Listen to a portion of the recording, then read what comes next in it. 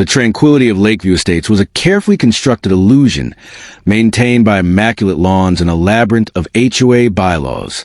For Derek Coleman, a 34-year-old engineer who had poured his savings into his dream home, the neighborhood was supposed to be the culmination of years of hard work, a peaceful sanctuary.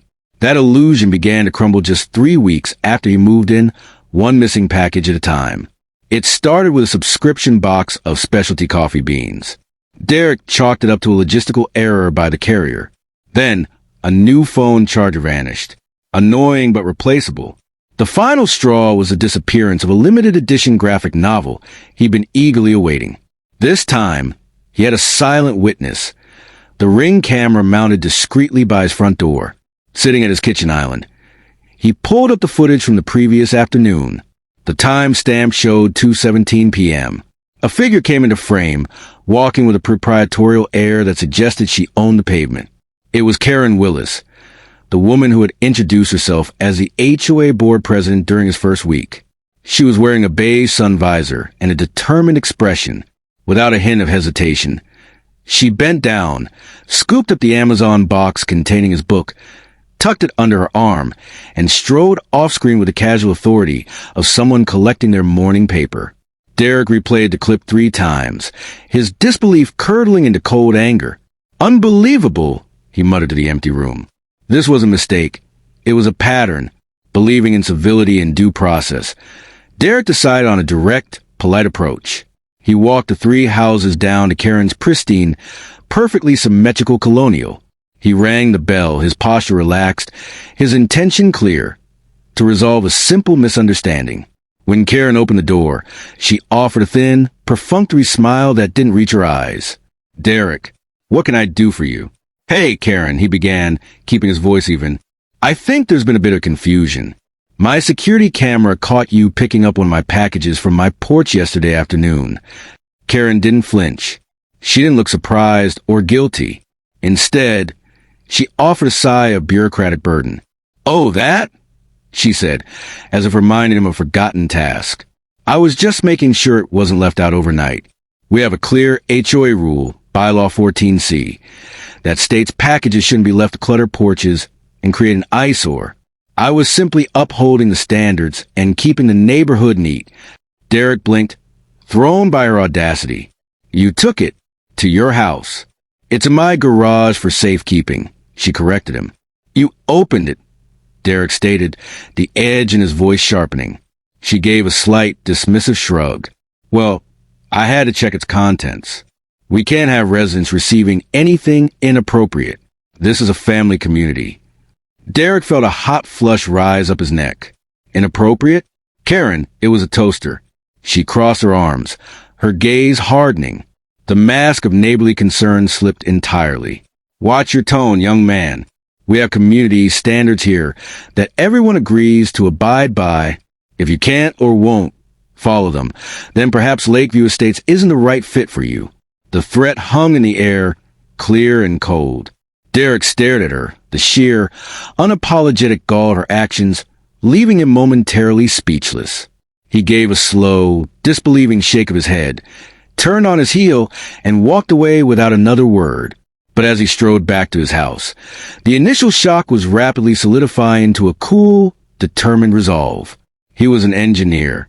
He solved complex problems for a living. And Karen Willis, with her beige visor and her twisted sense of authority, had just become his newest, most personal project. He wasn't done, not even close. The following week in Lakeview Estates felt less like a peaceful suburban retreat and more like a Cold War, with Derek's porch as a contested territory. True to her word, Karen's enforcement of Bylaw 14C was relentless. A delivery of office supplies? Gone by 3 p.m. A new set of kitchen towels? Vanished before dinner. Each disappearance was swiftly followed by a neatly typed HOA warning letter, slipped into his mailbox like a diplomatic insult. Notice of violation, porch clutter, unsightly packaging materials left in public view. This is your second warning. Fines may be imposed. The sheer audacity was breathtaking. She was stealing from him and then fining him for being the victim. The climax of her brazenness came on Thursday. Derek's Ring camera sent an alert. The footage showed Karen, this time in oversized sunglasses and a wide-brimmed hat, adopting what she must have believed was a covert posture. She moved with exaggerated slowness, snatching a box containing a new pair of running shoes and walking away with infuriatingly casual saunter, as if she were simply out for a leisurely stroll. That was the moment patience and politeness evaporated. Derek was an engineer, a problem solver, and the problem was a pest who believed she was above the law. It was time for a non-traditional, yet highly effective, solution. He picked up his phone and called his old college roommate, Tony, who now worked as a coordinator at the County Wildlife Rescue and Rehabilitation Center. "Tony, it's Derek. I need to ask a weird favor." "You're always good for those," Tony replied with a familiar chuckle. "What's up?" "You still have access to those humane skunk traps? The ones you use for relocation." There was a pause on the other end of the line, followed by a louder, deeper laugh. "Okay, you got my full, undivided attention. What in the world are you planning?" Derek leaned back in his chair, a slow, mischievous grin spreading across his face as he watched the replay of Karen's porch pirating performance. "Let's just say I'm about to administer a dose of neighborhood justice. A fragrantly memorable one." He laid out his plan. It was simple, elegant, and devilishly clever. He wasn't going to harm anyone, but he was going to make a powerful point about the consequences of trespassing and theft.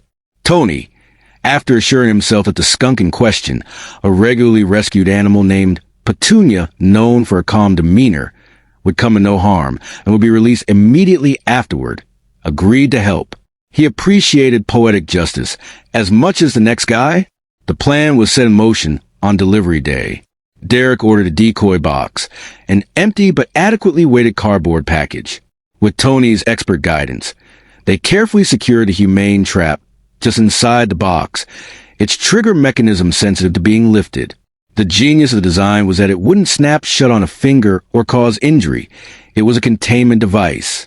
And waiting patiently inside that containment device, sedated just enough to remain calm for the setup, was Petunia the skunk.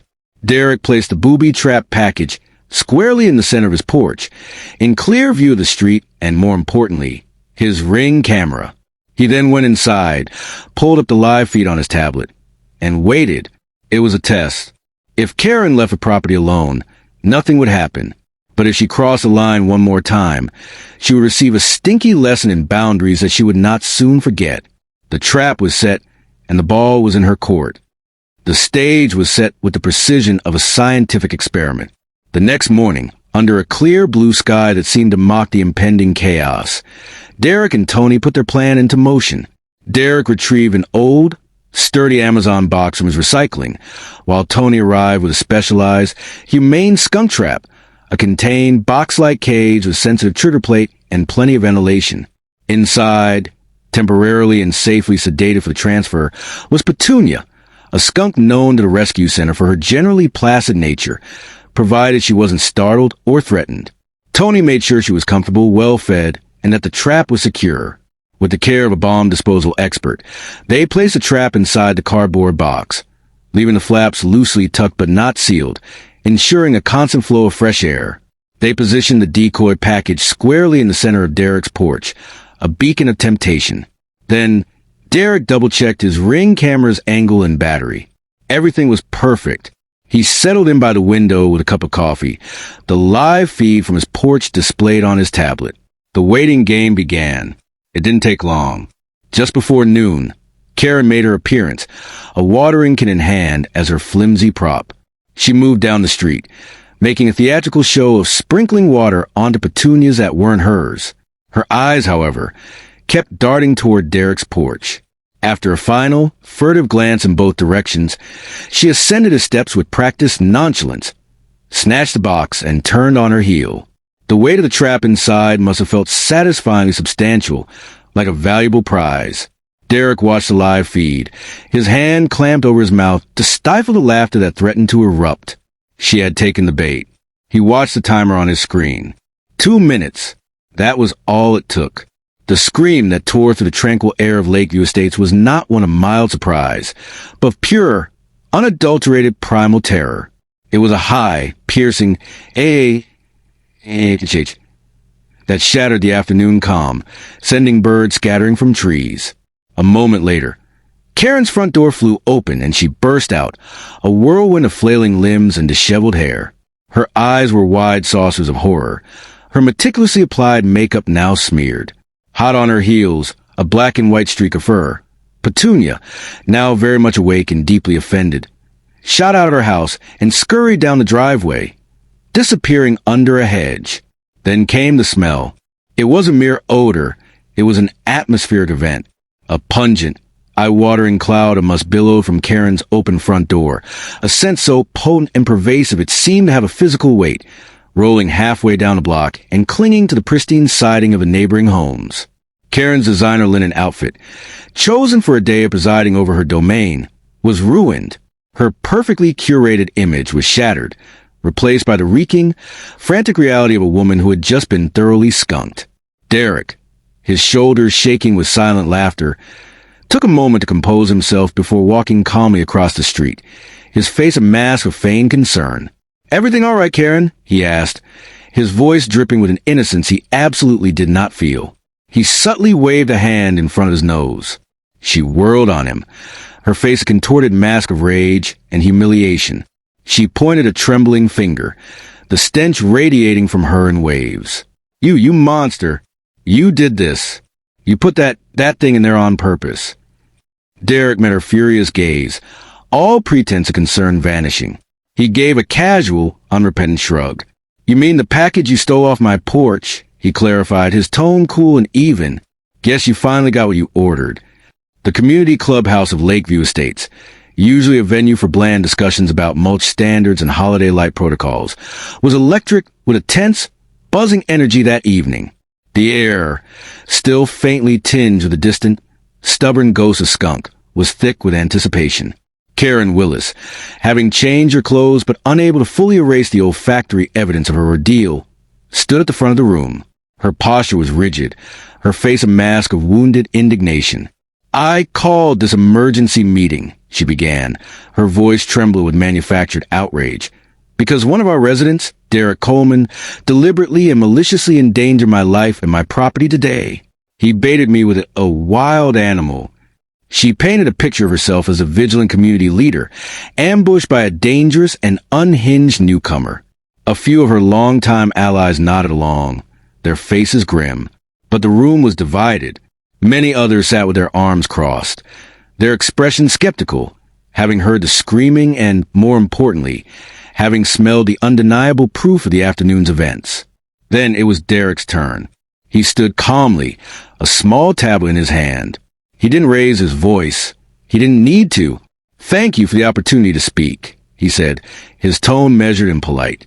"I believe context is important. Karen mentioned an incident with an animal today. What she failed to mention is how that animal came to be in her possession." He tapped his tablet, and a large monitor at the front of the room flickered to life. He had compiled a digital dossier of her crimes. The first clip played.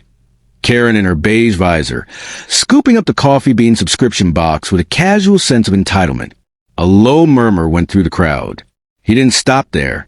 He played the theft of the phone charger, then the graphic novel, then the running shoes, and finally, the piece de resistance, the footage from just hours before. Karen in her sunglasses and hat, performing her covert snatch of the decoy box. He had edited it with timestamps and clear, damning labels. Theft number 1, theft number 2. The room was utterly silent, save for the audio from the videos. Jaws were genuinely agape. The visual evidence was irrefutable and relentless. A voice, quiet but clear, broke the silence. It was Mrs. Gable, the elderly woman who lived 2 doors down from Derek. "She's been doing that for months. I thought my new gardening shears were lost in the mail." Another neighbor, a young father, chimed in, his voice rising with anger. "My son's birthday present. A remote control car. The tracking said it was delivered. But it never was. I just thought it was a delivery mistake." The mood in the room shifted violently. The HOA board members, who had listened to Karen's presentation with concerned frowns, now stared at her with undisguised fury.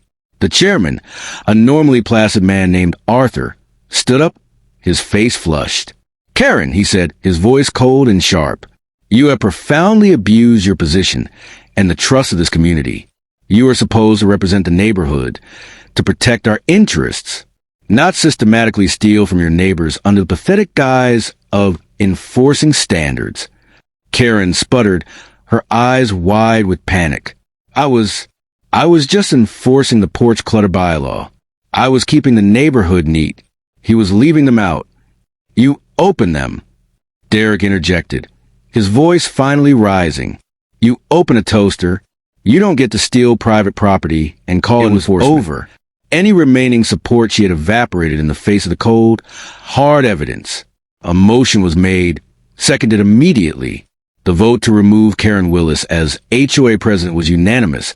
A sea of raised hands that felt like a collective exhale of long-suppressed frustration. A second motion was passed to file a formal complaint with the local police for theft and harassment. Defeated, humiliated, and still carrying the faint, "Oh, the skunk of her downfall," Karen gathered her things. She shot a venomous look at the room. "Ungrateful neighbors," she muttered under her breath, before storming out of the clubhouse, her reign of terror finally at an end. The door swung shut behind her, leaving the community to finally and truly breathe easy. The week that followed in Lakeview Estates felt like a collective sigh of relief. The oppressive, watchful presence that had lingered over the manicured lawns had finally dissipated, replaced by a renewed, genuine sense of community. For Derek, the change was immediate and profound. His packages, a new book, a set of tools, a birthday gift for his sister, arrived and remained untouched on his porch until he carried them inside himself. The simple, taken-for-granted act of receiving mail had been restored, and it felt like a minor victory every single time. The new interim HOA board, led by the pragmatic Arthur, made a point to issue a community-wide apology for the gross overreach and criminal behavior of the former president. They assured residents that the bylaws would be reviewed with an emphasis on common sense and mutual respect, not control. They didn't bother Derek. In fact, they seemed to go out of their way to be cordial and helpful. Neighbors who had previously offered only polite, distant nods now stopped by. Mrs. Gable brought him a freshly baked apple pie. The young father from a meeting, whose son's remote control car had been stolen, came over with a six-pack of beer, and they shared a laugh on the porch. "You know," the man said, shaking his head with a grin, "that skunk did what the rest of us were too scared to do for years. We all complained about her in private, but no one had the guts to stand up to her." Derek took a sip of his beer, a satisfied smile on his face. "Sometimes," he replied, "karma just needs a little encouragement, a nudge in the right direction." The most telling sign of the new era was a for sale sign that appeared on Karen Willis's impeccably landscaped lawn by the end of the week. The rumor, passed along the neighborhood grapevine with a certain poetic satisfaction, was that the lingering odor simply refused to be vanquished. No amount of professional cleaning, ozone treatments, or scented candles could fully erase the potent memory of Petunia's defense. It was a faint, ghostly presence, a whisper of musk that would resurface on humid days or when the heat kicked on, a permanent, fragrant monument to her downfall. The house, once a symbol of her authority, had become uninhabitable for her, its very walls testifying to her humiliation. One balmy evening, Derek stood on his porch, watching the sun begin to descend behind the rooftops, painting the sky in shades of orange and lavender. A moving truck was parked across the street, and a young couple was enthusiastically unpacking boxes into what was once Karen's house. They waved at him, their gestures friendly and open, unburdened by the history of property. He waved back, a genuine warmth in his response. It was a clean slate. He took a deep breath, inhaling the scent of freshly cut grass in the evening air. There was no trace of skunk, only the simple, clean aroma of a peaceful neighborhood. The journey from frustrated victim to agent of chaotic justice had been unconventional, but the result was sweeter than he could have imagined. He looked out at the quiet street, at the safe packages on porches, and at the new neighbors starting their lives without fear of petty tyranny. A slow smile spread across his face as he murmured to himself, his voice barely a whisper in the twilight. "Justice smells better than roses."